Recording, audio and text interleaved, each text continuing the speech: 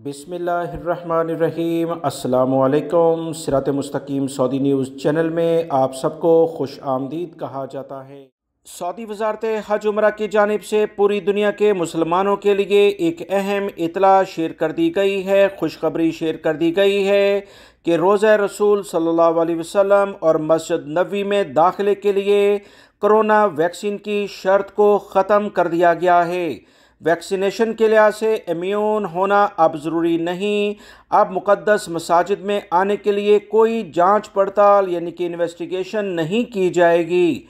Saudi वज़ारत हज उम्रा की जानिब से मस्जिद नबवी के लिहाज से अहम तरीन एलामिया जारी कर दिया गया है। ब्रेकिंग न्यूज़ शेयर कर दी गई है कि अब किसी भी लेवल पर मस्जिद नबवी में दाखिले के लिए रोज़ा रसूल पर हाज़िरी के लिए कोरोना वैक्सीन की कोई तस्दीक नहीं की जाएगी।